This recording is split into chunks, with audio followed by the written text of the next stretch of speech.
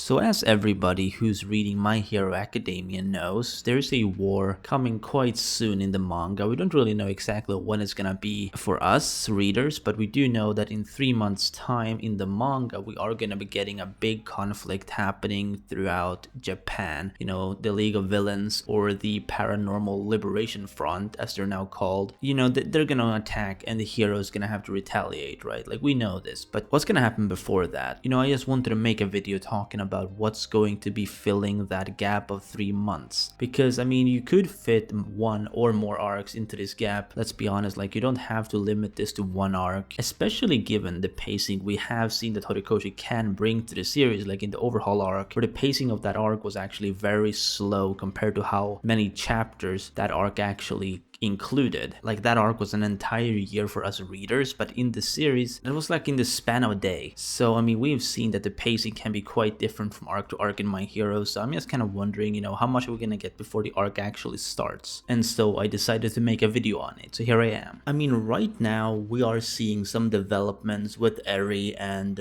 obviously we have that whole spread from a few chapters back, right before, or at the beginning rather, during the work study arc, if you want to call it that, the Endeavor training arc, whatever it's officially called, I don't know. But we had like this big spread of a lot of events going down, and it seems like they're listing them off one by one, right? Like, we've seen a bunch of them now. Right now we're at the Eri panel, and obviously we're gonna see something going down with Eri. We don't really know exactly what to expect, to be honest, because a lot of people, including me, are speculating that, you know, Eri's gonna have to use her power very soon on someone or something to relieve her of that stress or irritation in her horn, because it's building up a lot of energy. So I mean, you could center an entire arc around that alone, let's be honest, because Eri is a pretty defining character in the series at this point, in the sense that she has become almost as essential to the series as any other member of Class 1A. If you ask me, like, she actually has a lot more relevance than some 1A members, especially looking at the ones that are obviously way less relevant, like Zero, Shoji, and Sato, and you know, all of those characters that really don't get the amount of screen time you may want them to get. Eri actually has a lot more than they do, which is why I'm kind of leaning towards the idea that we might get a mini arc of Eri actually resetting this horn of hers in some way. You know, exactly what she's gonna use this power on, we don't really know. You know, I've talked about this in another video, so I'm not really gonna repeat that. Another arc that I could see happening is an arc that has to do with Aoyama, Mina, and Tooru, and the reason I say that is because in chapter 256 we did see how Horikoshi seemingly tried to emphasize the results of their training